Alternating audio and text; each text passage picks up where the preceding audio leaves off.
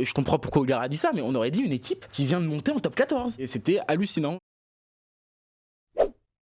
Bon, commençons par La Rochelle. Ils recevaient une équipe du Racing un peu remaniée et ça s'est pas du tout bien passé pour les Rochelais et Ronan O'Gara. Personnellement, je suis pas aussi fataliste que Ronan O'Gara. La Rochelle n'est pas décrochée pour la course au top 6, mais ça fait plusieurs défaites de suite et c'est surtout le contenu qui inquiète Paul. Autant je trouve que Ronan O'Gara ne trouve vraiment plus les clés et les leviers pour faire rebondir cette équipe, autant c'est vrai qu'en conférence de presse et devant les micros, je trouve que ses explications plutôt cohérentes. Et il assume. Il se clash pas et tout. Après avoir dit ça, c'est sûr que moi c'est le contenu, vraiment le contenu, il est proche du néant quoi. Enfin, c'est une équipe du Racing qui a fait un match tactiquement juste.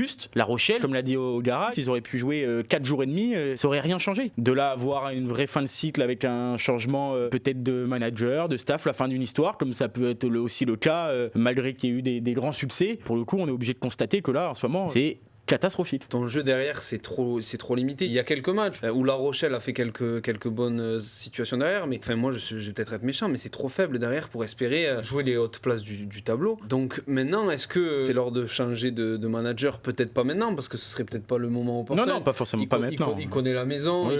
Tu vois, j'ai en souvenir la victoire en 2023 face à Bordeaux en demi. Tu vois, où tactiquement le match il est parfaitement maîtrisé. Je trouve que l'année dernière il y avait 2-3 rencontres où je trouvais qu'il y avait certes moins de justesse, moins de folie derrière notamment, mais il y avait plus de maîtrise tactique, il y avait une charnière qui maîtrisait quand même mieux les événements. Là, on aurait dit vraiment, pour le coup, et c'est pour ça que je comprends pourquoi Ogara a dit ça, mais on aurait dit une équipe qui vient de monter en top 14. On aurait dit un promu. Et c'était hallucinant. Et je pense que tous ceux qui ont vu le match, ils sont d'accord là-dessus. Ouais. Quoi.